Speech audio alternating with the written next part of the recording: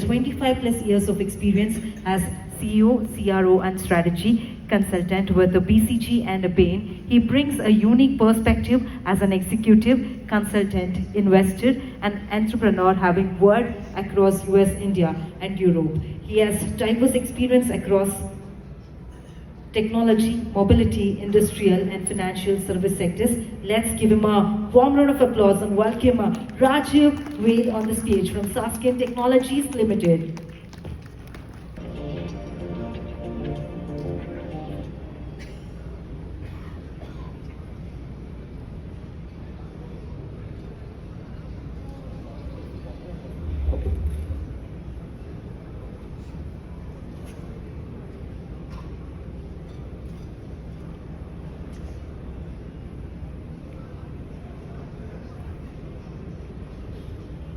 Good afternoon, everyone. Good afternoon. I think Brenton was right. It's a great time to be on stage post-lunch. Thank you very much for passing the buck. I'm happy to be your starting act. So, first of all, thanks to the organizers for allowing the opportunity to speak. I think it's an interesting world. We have had many panels talk about SDV. I think that's the theme. And I will give a perspective which is a little bit more broader.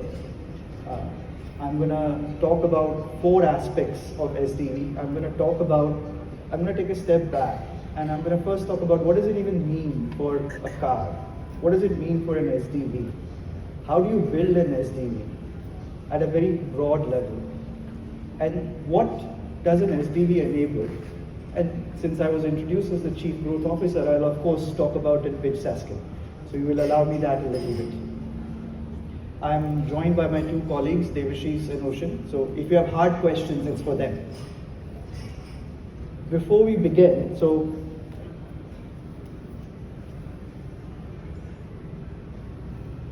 better? Okay, sorry about that.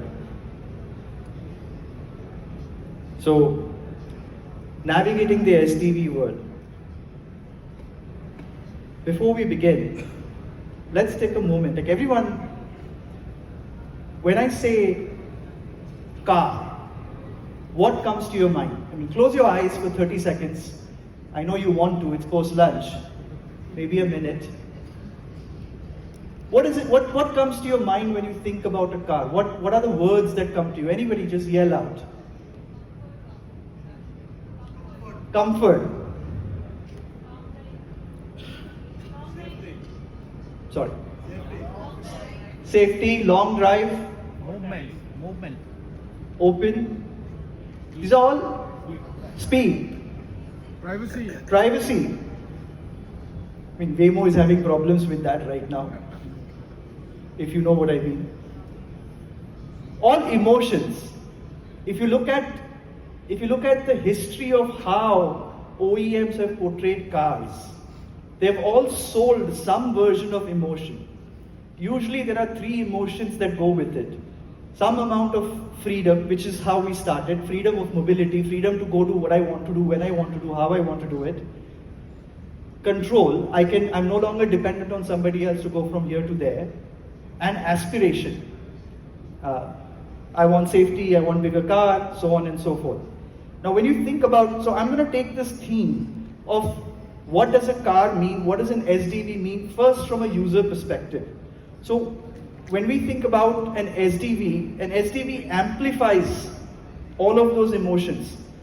If you think about the modern SDV, I get better control of the car, I get adaptive driving, I get predictive maintenance, and I get a fantastic experience.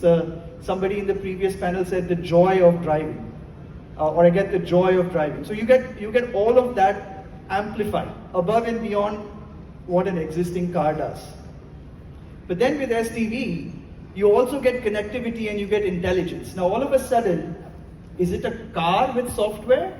Or is it a software that's driving from point A to point B and connected to the entire ecosystem, which can enable all kinds of interesting things, avoiding a pothole, changing a lane, talking to my house, talking to my office, switching my conference from my office to my car. So an SDV amplifies and enables all of those things by leaps and bounds. And coming back to the second point which I said, how do we build an SDV? What goes inside of building an SDV from a ground up? This is not slapping a software module on an existing car, but this is truly building an SDV from ground up. And we believe there are 4 layers to it. The first layer is the operational foundation. This is the hardware, this is the software that controls the mechanical hardware in the car. This is where we start with replacing 100 plus ECUs with 2 or 3 ECUs with domain controllers that are controlling all aspects of the car. So rather than having an individual braking system, you have a braking system domain controller on the same ECU. I can do many things with it. I can move, I can reduce the speed while the brake is done and tell the car behind me that this is happening. So my safety increases because the software is controlling my car. My experience increases because it's adaptive and it's telling me how to drive better or to helping me drive differently. And it's definitely giving me a better experience, the joy of it. The second layer of building an SDV is what we are calling data and intelligence layer. All of a sudden, we have an explosion of data. Effectively, a car is almost like a hyperscaler on wheels. It is ingesting a hell of a lot of data from all the sensors that we talked about. It is collecting it, storing it, processing it, sending it to the cloud, and making decisions. So we have this V2X architecture that was talked about, which is V to anything, V to the road, V to other cars, V back to the fleet, V to my location, V to the local ecosystem. And what does that enable? So much intelligence, so much data in the vehicle enables me to go into the services and the monetization layer. All of a sudden, I have a context-aware vehicle which can communicate and which can do things. I can get offers. I can figure out where can I get a better deal on my charging station. I can figure out how do I want to communicate to my house as I'm getting closer. And all of these things need not be, and it can be monetized. Just like, you buy a subscription to Amazon Prime, you still have ads. I mean, an automobile manufacturer can enable these things and sell the car on the cheap. And the last layer is the UI, the infotainment and the UI UX layer. And this is also the most contentious layer. We talk about augmented reality, we talk about bigger screens. All of you have fantastic Mahindra vehicles with that big screen. But here we have a contention between who's going to own this layer. Is it going to be the automobile? Is it going to be the OEM?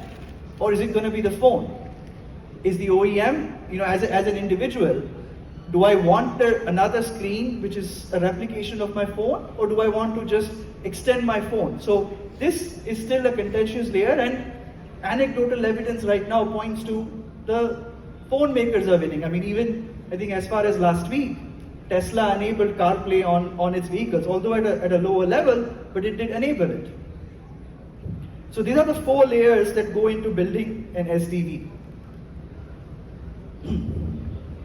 Moving forward to what else can an SDV world do? It can enable new business models, and we have to be ready for that. What are some of the business models? If you look at the 4 layers that I talked about, if I have SDV at an operational level, I can do adaptive driving. I can buy a booster package when I'm going off-road. I can buy FSD like Tesla does. I can sell adaptive insurance. So if I'm on the road, my insurance is going to be X. If all of a sudden I'm driving differently, the insurance changes. It can all happen on the fly.